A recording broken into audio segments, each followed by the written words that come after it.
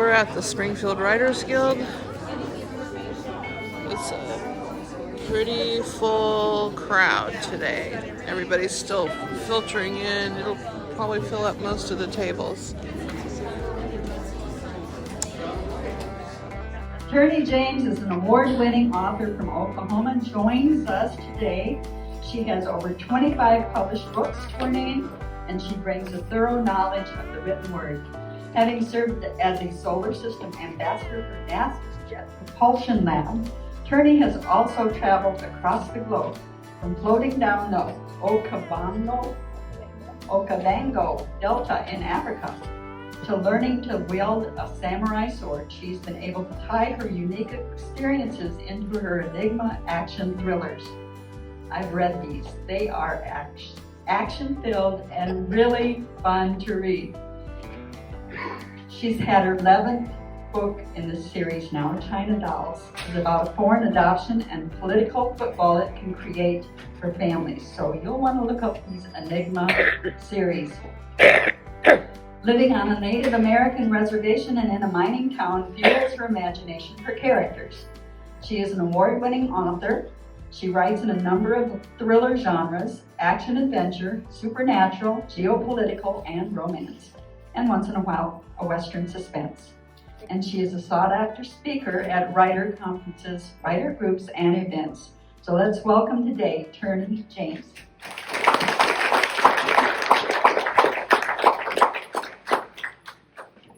Thank you so much for inviting me.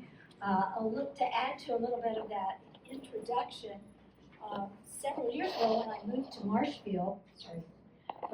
Marshfield, I was between jobs and sent my youngest off to college at Bolivar, and I was contacted by the State Department in Washington, D.C., and because I was a geographer, I worked for NASA, and I also was a radio teacher for National Geographic. And 9/11 had just happened, so they were just forming Homeland Security, and asked me if I would be a representative at the State Department to go into Central Asian countries such as Kazakhstan, Uzbekistan. I call them the Stan brothers, all those Stan countries. And so I agreed to go because one of the things I would be doing would be helping women find out how to raise their daughters and their children to a more economic stability, as well as mental health, physical health, how to improve their communities. These weren't rich women, but they were women that would be spokespeople in their communities. So I agreed to go, and I went with one of the representatives at the State Department. Well, we had gone to Uzbekistan, and on the way out of Uzbekistan, we had engine trouble, and we had to land. And I up until about 6 months ago, I was not even allowed to talk about this. So, but now you can. A lot of things have changed in the last 6 months. So we landed in the airport in Kabul, Afghanistan, and we had to stay a day or two.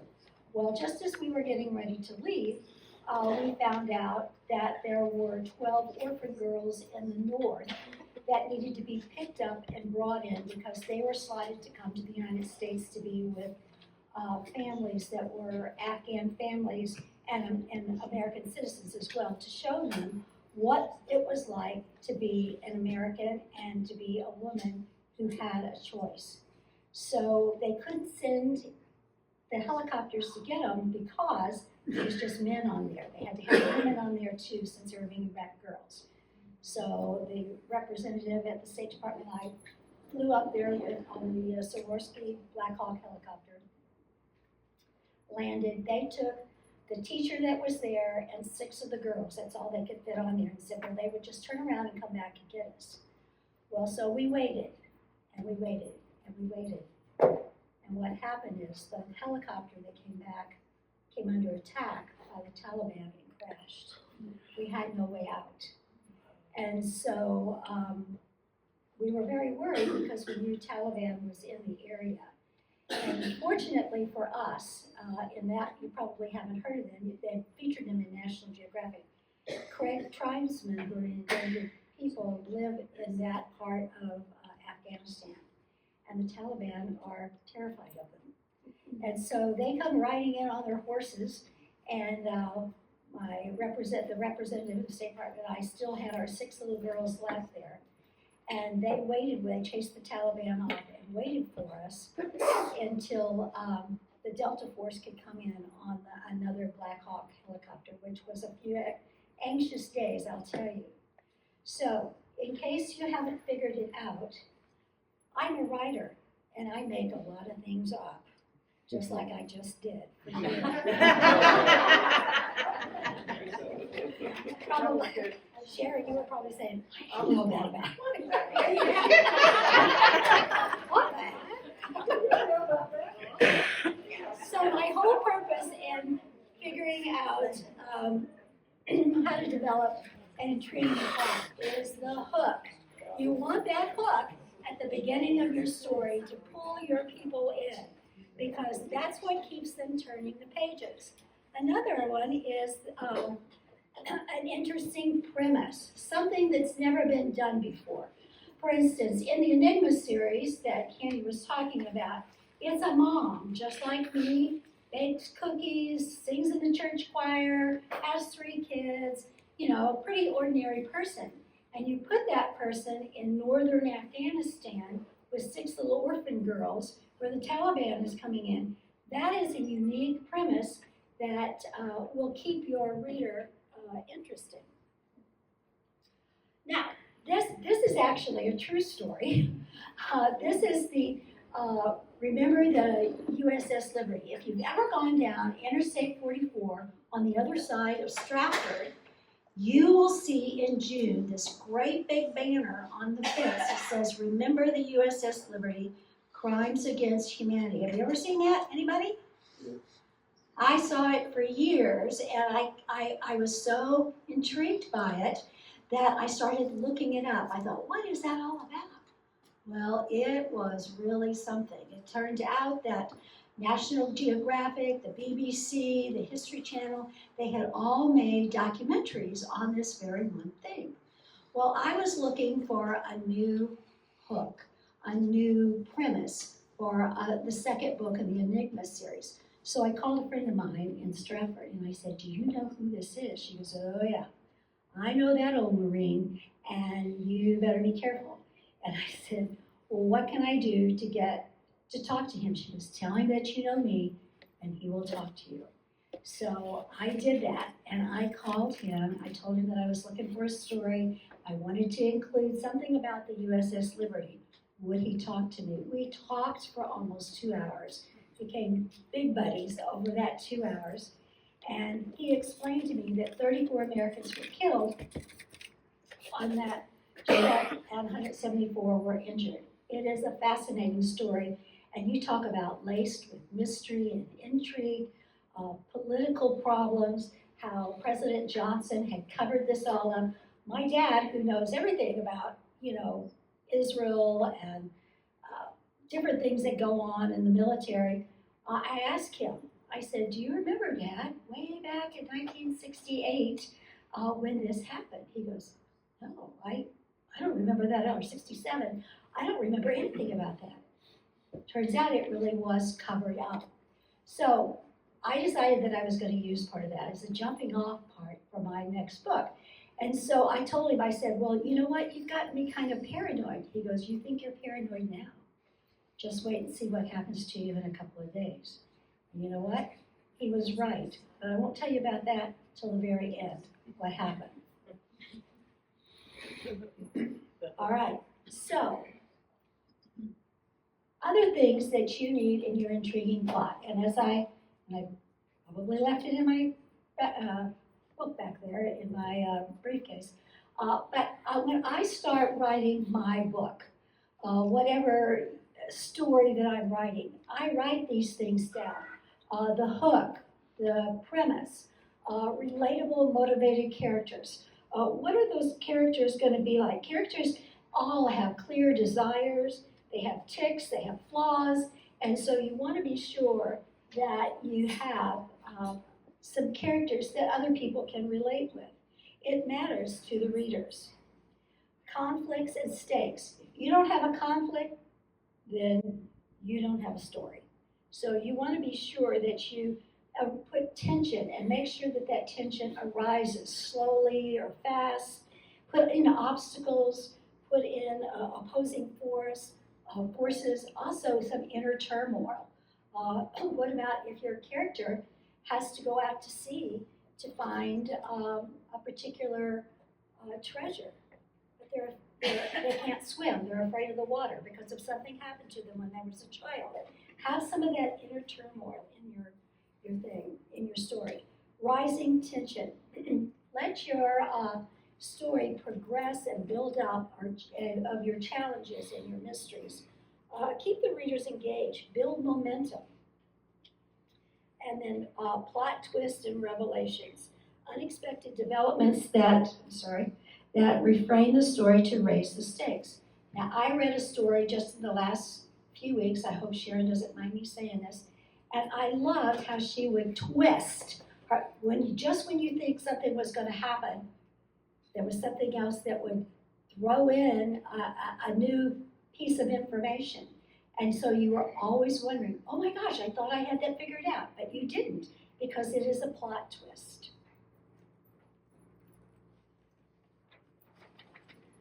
All right, so the next few parts of when I write a story is climax, the turning point. Now, these four authors that are here, James Rollins, Clyde Cussler, Daniel Silva, Sandra Brown, they are who I learned from. Those are the people that I learned to write. When I first read James Rollins' book, I said at the end of that book, you know what, to my husband, if I could learn to write like that, I would be an author. I always wanted to be, but I didn't know where to start. So he got me for Christmas 7 of his books, and I read those like, my life depended on it. And also Clyde Cussler. All of these people are really, they have a lot of fast action in it, and I liked that. Daniel Silva, he is a little different. He's what I call the roller coaster thriller writer. And it's like when have anybody read Daniel Silva in here? No? He's like a roller coaster. You go up, it goes click, click, click, click, click, nice and slow. And when you get to the top, it just drops. That's the kind he is. He's kind of like the slow burn. Sandra Brown and Lethal, when I read her book, I said, okay, this is another one. I want to learn how to write like her. And you can learn from other writers by reading what they wrote. So you want to be able to have a turning point when you write. What is the most exciting part of your story?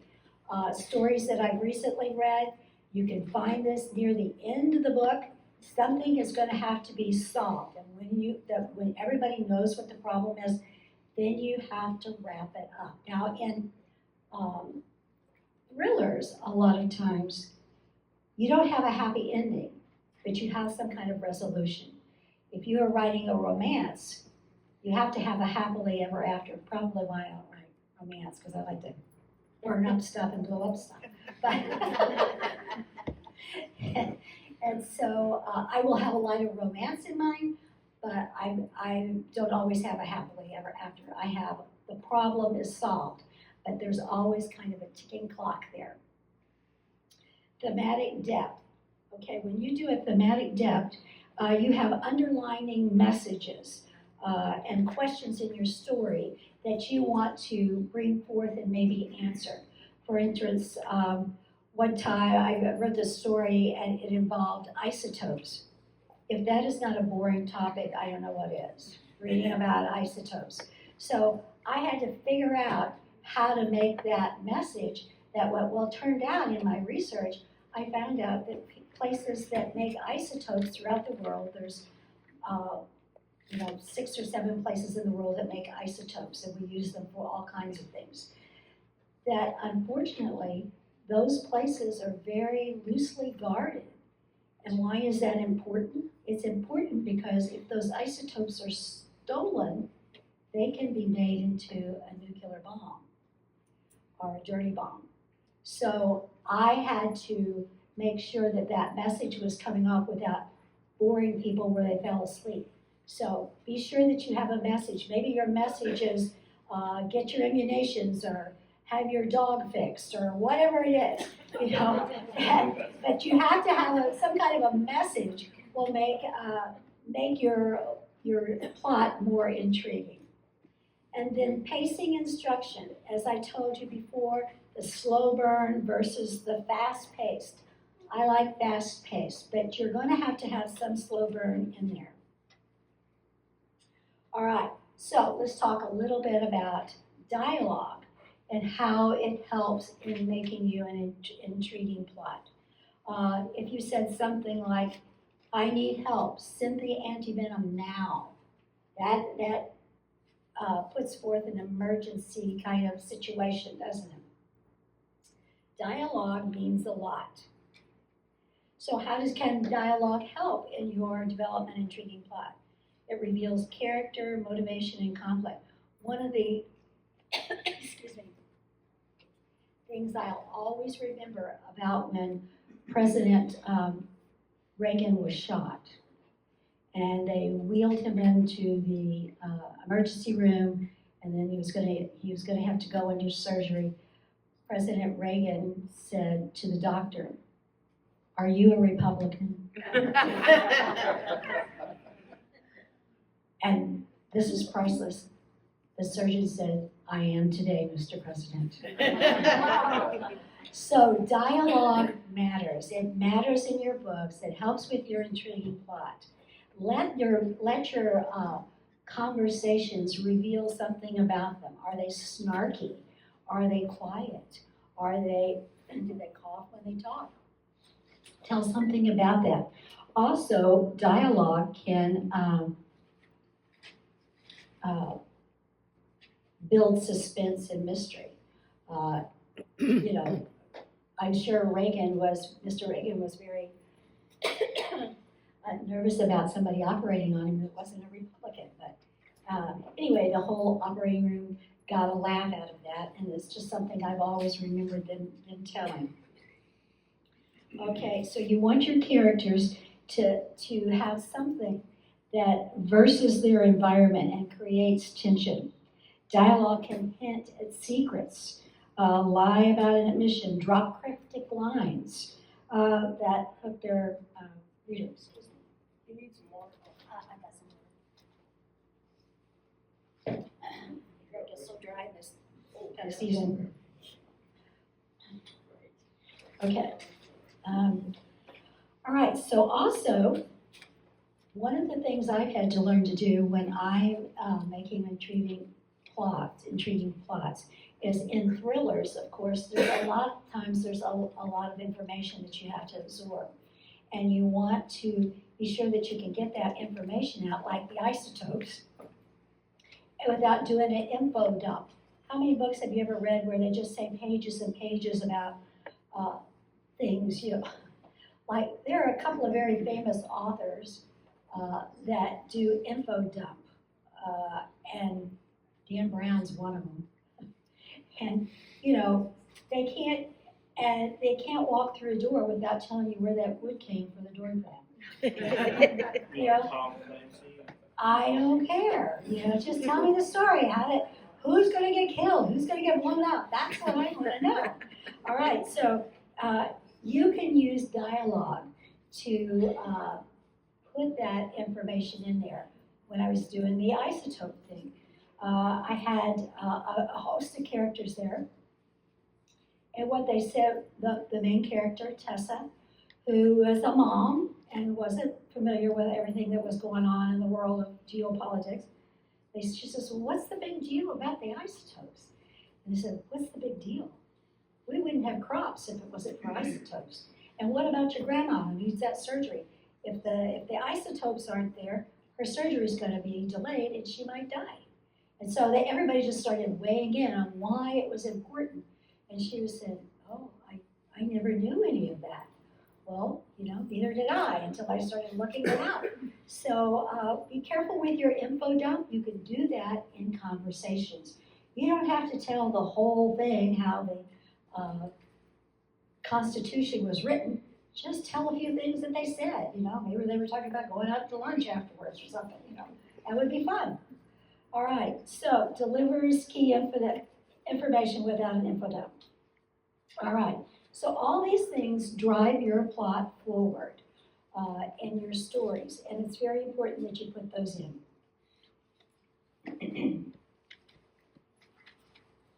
All right, so when we are also, one of the things that reveals in your conversations is power dynamics.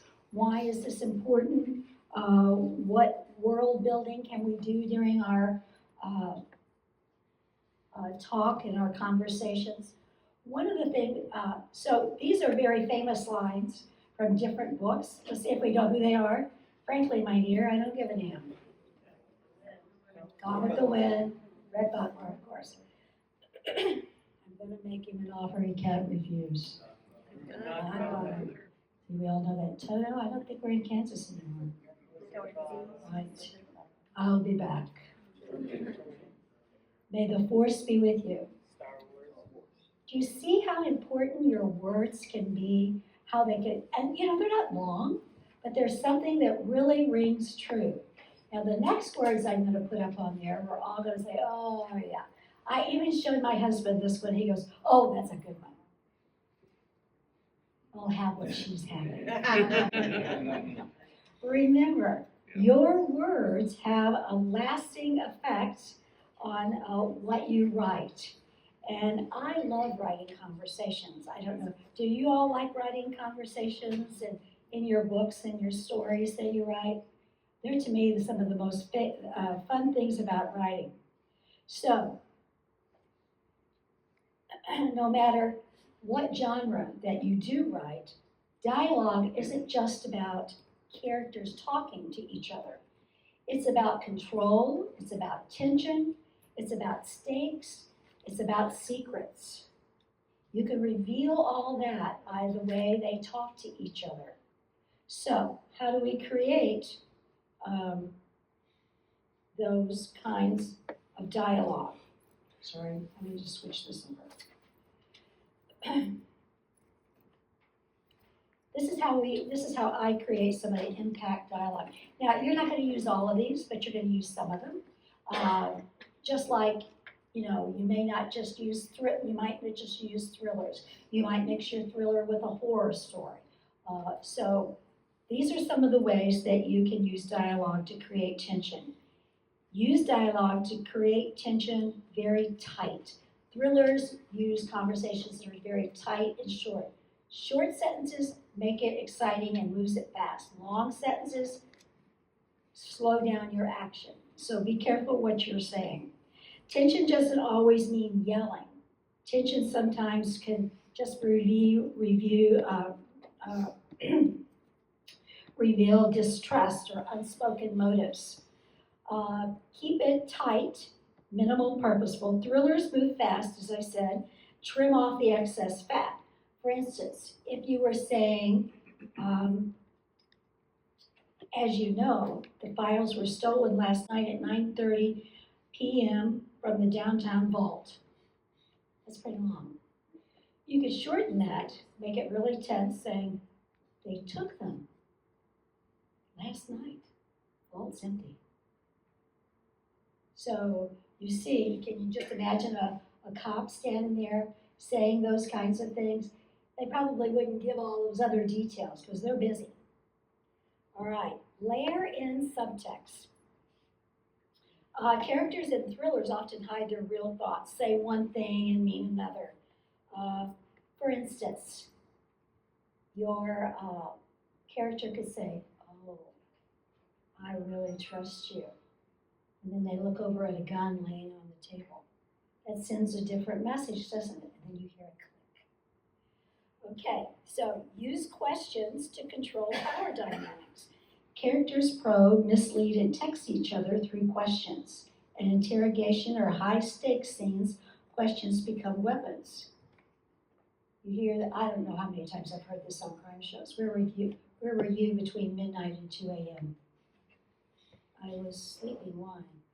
Because that's when she died. So those are the kinds of things that you can find in power dynamics. Somebody's putting power on the person that's being interviewed or interrogated. All right, so interruptions and silence build suspense.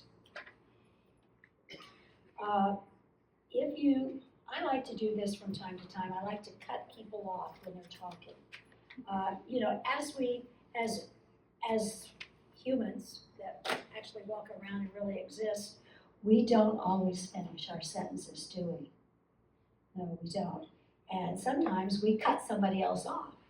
And sometimes that's irritating when you do that, or somebody cuts you off. But anyway, you can use this as a tool by using ellipses, dashes, and abrupt stops. And remember, you can have things like, wait a minute, you don't have to do this. How many times have we heard that in a movie or a crime show or TV? You don't have to do this. Then the reader is going to immediately think, what's going to happen, right? Because you've already piqued their attention. Okay, reveal information strategically. It's just like I said a while ago, when you have things like isotopes. Or one time I wrote something about plasma. Oh my gosh. If there's anything more boring than isotopes, it's plasma. So I had to figure out how to talk about plasma that would keep people turning the page, you know. So learn how to drop that information into your conversations. Use your voice and tone to distinguish characters. Now, because I have a lot of international things going on in most of my books, I have people from Serbia, Mexico, Germany, Russia, and when they talk to you in English, when they speak to you in English, they leave words out because they don't use those words in their particular language. Their construction of their sentence is different. If you speak to someone from Latin America, they all say, they will say no at the end or whatever. I had a friend that was, now you're going to think everything now I'm making up, but I do have a friend from Russia. Her name was Svetlana. And so when I have a Russian character, I always think of Svetlana because her dad was a general in the Russian army. And she was a tour director, ended up marrying one of the people on tour and coming home with him. So she began working at the school that I was working at. And talk about paranoid. When we would go into the teacher's lounge and use the microwave or the copier, she would say, stomach, you never know what's going to happen. So I always remember how she talks and how she is very paranoid. And so also I have a Serbian character who is very dark. He's an interrogator. And he says he does bad things for good reason, for national security. And he is a chain smoker, so he talks sometimes with a gravelly voice. He coughs sometimes. His teammates call him Count Dracula, because he kind of looks like that. And they say he enjoys his work too much, and so he doesn't smile very much. He doesn't talk very much. So those are things how your voice can really change the plot and change the characters in your story. Okay, end scenes with a verbal gut punch. A well-timed line of dialogue can make a scene unforgettable. All right, how about something like, you think you're gonna get out of here now? Can you think of something else that you could say? A line that could really, that you've heard that just is kind of go, oh, I've got to find out what's gonna happen. I like to do those at the end of a chapter. So that's one of the things I do. For tips, especially for thriller dialogue, avoid small talk. One of the things that I do not like when I have had to edit several books in the last few years. One of the books that I edited, she was a fairly new author, and she just wanted you to know everything about everybody. And one of the things she did, she would have her characters that were trying to find these lost horses. And so they went to this restaurant, and they were talking at first when they got to the restaurant about the lost horses. When they sat down to eat, she says that the waiter came over, and she goes, I'll have a hamburger, put pickles on it, I don't want mayonnaise, put maybe some fries and iced tea, oh, and I want plenty of sugar in it. And then the guy said the same thing. I'm thinking, I don't care what they're eating. You know, keep it short. They had a hamburger and some fries. They both got tea, unsweet tea, or sugar tea, whatever. You know, it just, that went on, I am not kidding you, it went on for 2 pages, what they ordered. I like to have lost my mind. If I wasn't editing, I would have stopped reading.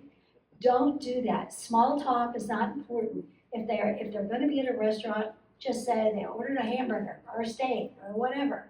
You know, keep it short and crisp. Is it important to the story when they talk? All right. So, when you do your when you're doing your intriguing plot, does the genre change the execution of what you're doing? Yes, it does, absolutely. Now, as I said, I blend some of the genres. I will blend supernatural with thriller, action adventure with thriller, all kinds of things. I blend them, and a lot of authors do that. So when you are thinking that you're going to be writing a suspense, it's important to know that there always has to be an urgency, has to be a ticking clock, some stakes. What is at stake for this character? What my particular, when I'm doing national security kind of things, what is the stakes for the United States of America? Mystery, crimes, always solving crimes are uncovering the truth. Throw in those little red herrings and kind of divert people away, bring them back, but mysteries and crimes are like that. Science and fiction and fantasy are fun because you've got conflict, but you've got conflict between worlds, and you can all create your own political, moral, and technology. Monica, wasn't that you that we were just talking about a fantasy? Yes. Yes. Did you find that to be true, that you could create your own worlds? And you know, when you're talking about science fiction, it doesn't have to be Star Wars. It can be science fiction, it can be here, and something that hasn't been invented yet. You know, like a disease or a pathogen that's gotten loose or something. That's science fiction. I tie science fiction in sometimes with my thrillers. Romance, you've got an emotional arc between characters. Think about how you can shape that up. I always tell the story about when you write romance outside the box, that how about if you have a teacher, she's white, and who falls in love with the principal, who's African American, and they are just so in love, and he proposes to her, and then she says, I can't marry you. And he says, well, why not? You said you love me. I can't marry you because my father is the grand dragon of the Ku Klux Klan. So, you know, romances have to have a happily ever after. That's going to be fun to find out what your happily ever after is in that one. You know, so make it so you might mix it up. That's got a little bit of geopolitical thing in it, but remember your romances have a happily ever after. I'm not sure how you're going to make that happen. All right, literary fiction, and I'll be the first one to tell you that I do not write literary fiction. That is, you have lots of depth and layers in those kinds of stories, and I'm not a very deep person. Okay, so horror. Remember, you're always looking at survival. Think one of the best ones that I love, that it's also geopolitical, but have you ever read 10 Seconds After, or 1 second after? Yes, that's a great one. Oh, we talk about horror, and you know, science fiction, and geopolitical, and you know, the Earth pretty much changes everything. Did you know that they're making that into a Netflix series? Yes, I can't wait. There's 4 books of that now. The first one is the best one, and it just, if you want to read something that's real and keeps you on the edge, you'll be a prepper by the time you end it. I'll just say that. Yeah, so that is survival. We're all gonna go live with Tierney when it happens. Because I have a lot of toilet paper. Yeah. All right. Okay.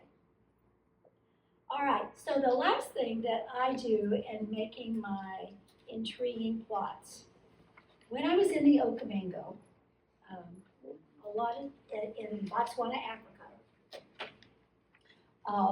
a lot of times during the day you would go out in a canoe that was about the size of one of those little tables you're sitting at, and there would be a guy on the back poling you through the swamp. Well, my biggest fear right then was that there were hippos everywhere, that one would raise up underneath my boat. And in Africa, hippos, there's more deaths and injuries from hippopotamus than lions. And so I just knew one was going to get me. Also, we have elephants, a lot of elephants in Botswana. And in Camp Okavango, where I was at, we had 3 bull elephants that would wander in every once in a while, and the biggest one they called Rambo. And I don't know if you've ever been up close and personal to a bull elephant, but a bull elephant is these are bush elephants, so they're over 10 feet tall. They're about 12,000 pounds. And I walked up on one, and fortunately I was right there next to somewhere I could run up the steps and just an observation tower and watch him. But this particular morning, and we were there like in September, so it was cold, and we were out in a motorboat this time. So there were 6 of us in the boat, and all of a sudden, the guy turned off the engine of the boat, and he started looking off to the left. And I thought, oh, something's going to happen. Well, Rambo jumped out in front of us. Well, at least that's who I thought he was. Anyway, he was big. And so he was majestic. And the only thing you could hear while we were there was the wind as it whispered through the papyrus grasses. I don't know if you've ever been a place where there was absolutely no sound. The Okavango is like that. There's no sound. Sometimes you hear the flapping of birds.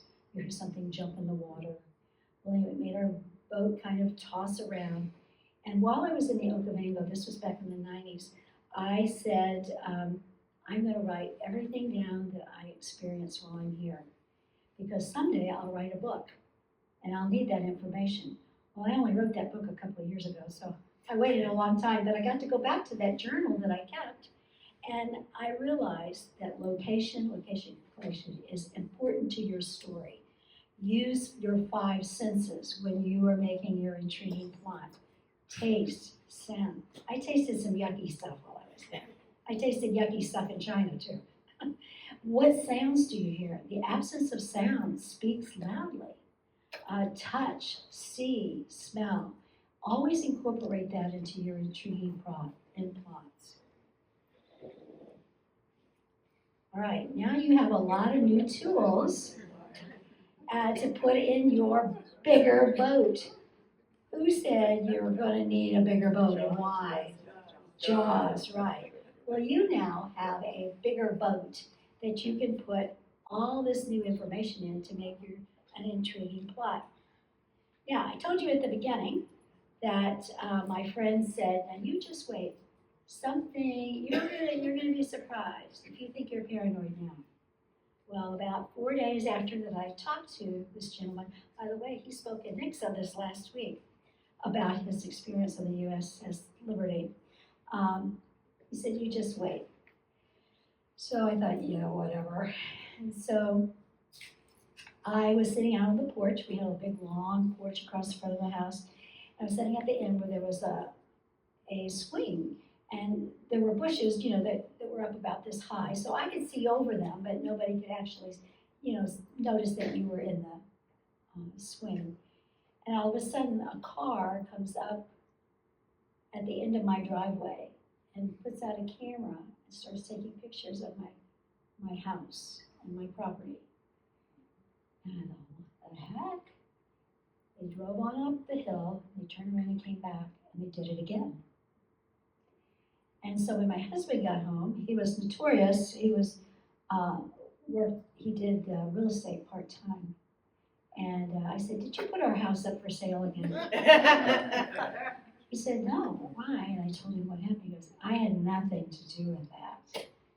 And so then, a few days after that, I began having friends tell me, you know, every time I call your house, there's clicking on the phone.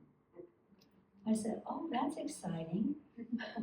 I said, we probably shouldn't be talking about fertilizer then. And she goes, don't be saying that on the phone. So I did have things like that happen. When I had a mistaken identity when I lived in California. People would come up to me thinking I was someone else, and I got to thinking, well, who is that person? And that's how the Enigma series started, because I was always mistaken for somebody else, so I wondered who that was. But so years later, when I did finally write the story about this person named Tessa, just before it went out to publish, nobody knew this story except that people were mistaking me for somebody else, is we got a call one night. My husband answered the phone, and her name in whoever they were mistaking me for was named Melanie. And so the person on the phone said, wanted to know if they could speak to Melanie. Was she there? And my husband said, you have the wrong number, and hung up. And he told me, I said, are you kidding me? Somebody is still, and this was years later. So because I've written these kinds of stories, weird things have happened to me. And as you can see, all my different things there that I write about. I'm an international suspense writer with a hometown feel. That's kind of what I do. And so if you didn't get all of this stuff down, you can contact me at tierneyjames7@gmail.com, and I will send you my notes. It'll probably be Wednesday or Thursday before I can do that, because I'll probably tweak it a little bit, but I would be happy to do that for you. And remember, when escape is your only option, you need to read. Now, this is the short things that I put in my book, and I'm just gonna walk over here real quick and get my book.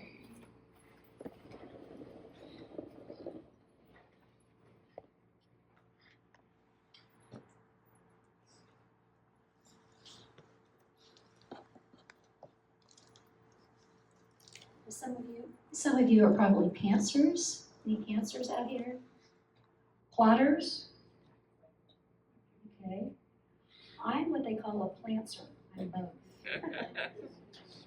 And so when I start a new book, I have a journal for that book. And I put these 7 things in there.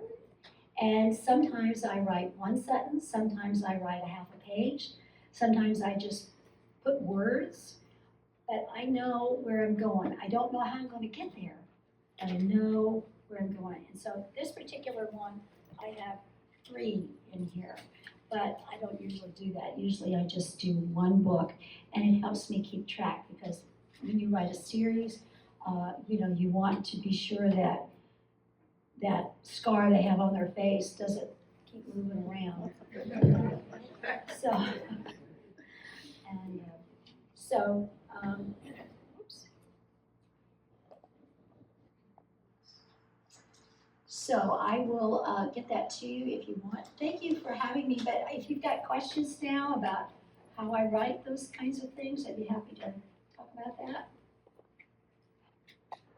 I just have something to interject about dialogue, especially if you're a woman and you're writing a male dialogue, sound like a guy, and try to sound like a guy, and vice versa. If you're a male and you're writing a female, sound like a female, because that's kind of hard to do, because we tend to sound like whatever we are.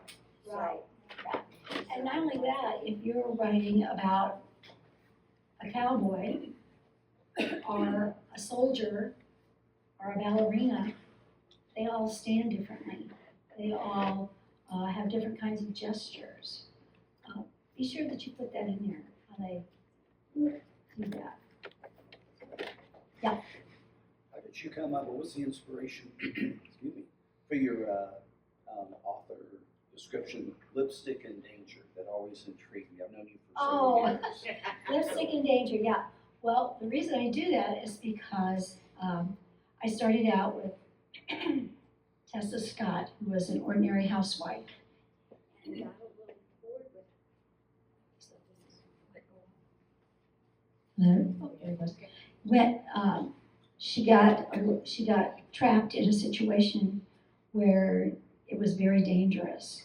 Well, so that just kind of mushroomed up, and so she was real prissy and girly, and so the lipstick and then the danger was hanging out with Homeland Security people.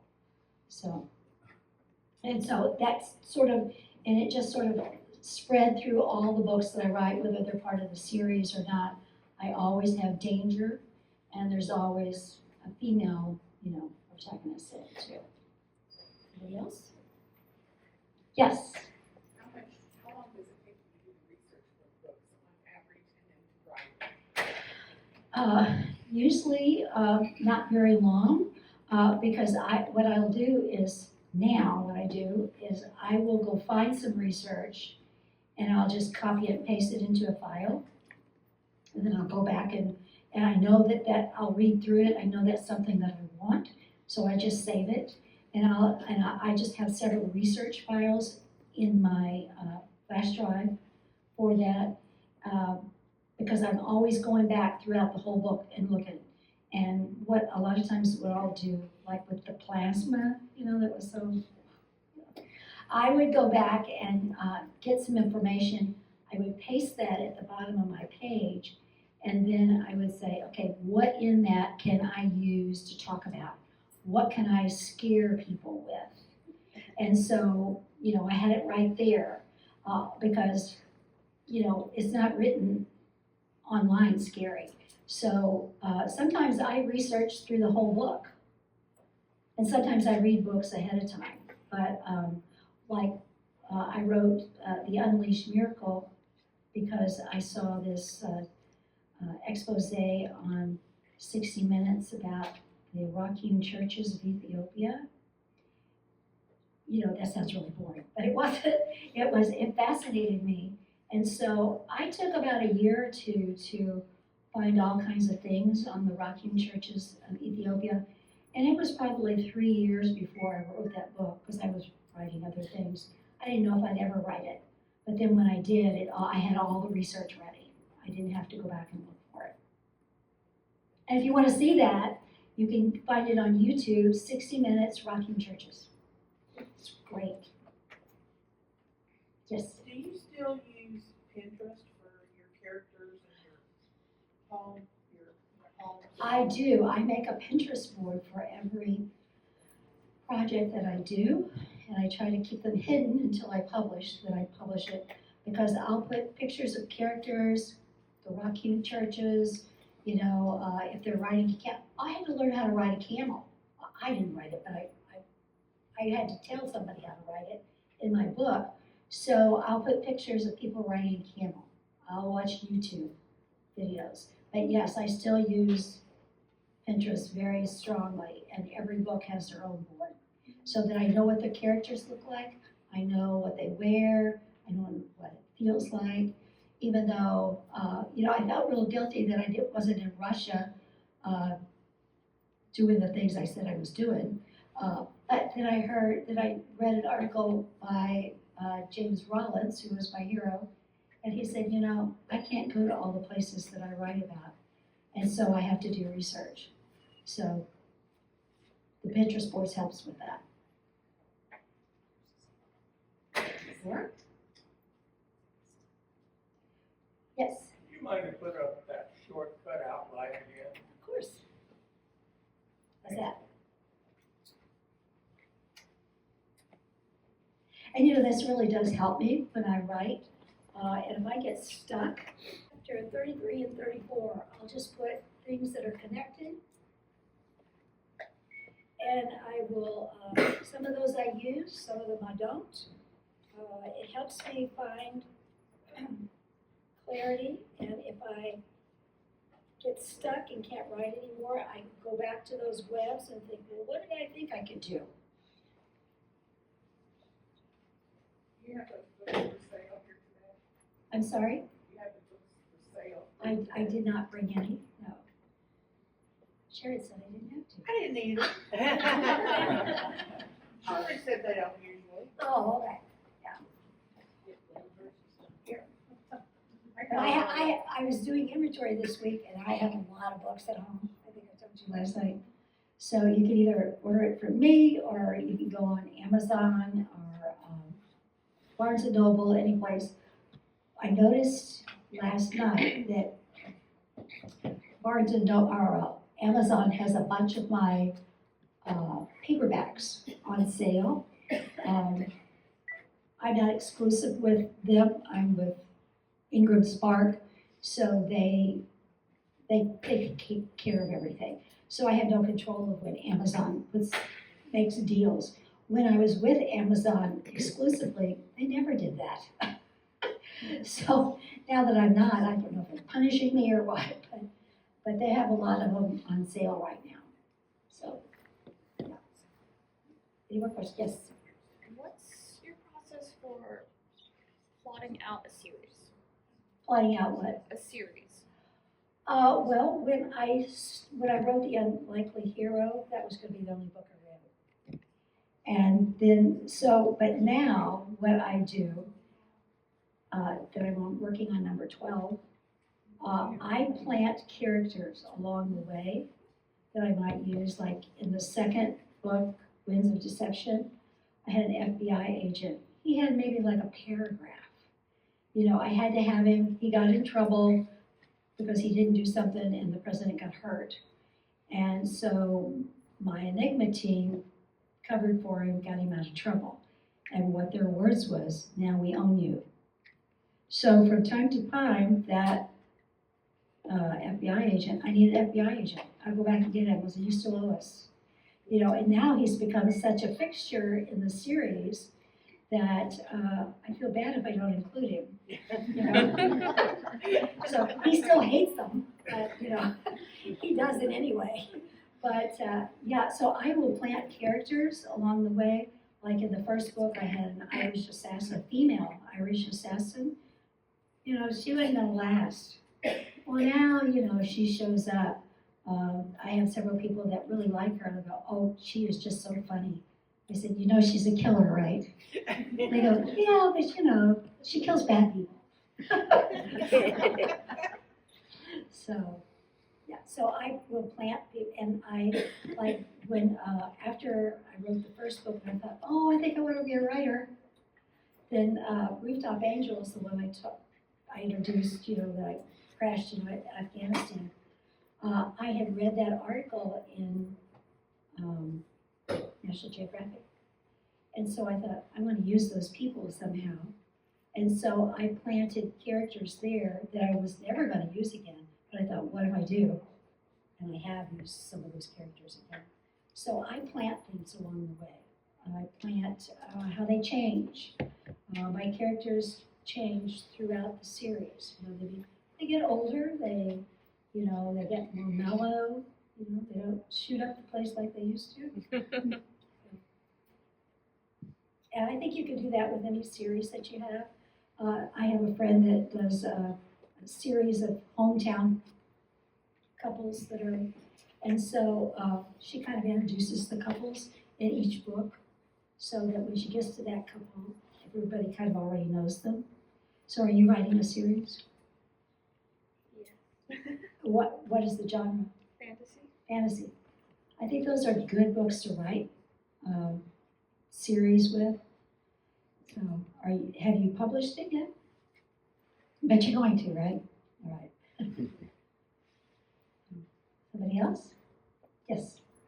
So the business about people taking pictures of your house and the film clipping, this was to do with the Liberty thing and the cover-up? They thought Well, you- it happened right after the Liberty thing. I never did know why. I mean, my house wasn't on the market.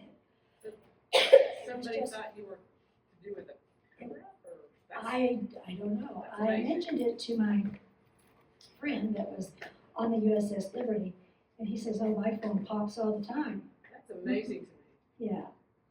So, of course, Black sedans show up from nowhere. well, when we went to buy our house in Oklahoma, we were supposed to close on a Thursday. So we went down on a Saturday to stay with my son. And he said, we called and told him that we were going to be there on Thursday. And she goes, "Well, there seems to be a problem. The Treasury Department is involved in this transaction." I said, "What?" And so she says, "But we'll get it all straightened out. We'll get it all straightened out. So come on in Friday." So we went in Friday and we pulled up out front. And my husband says, "If the FBI's here, you're on your own."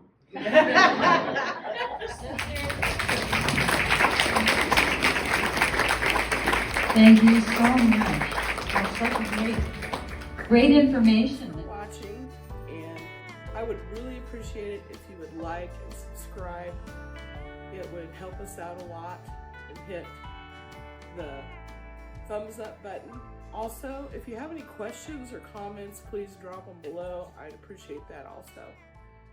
Have a good day or night.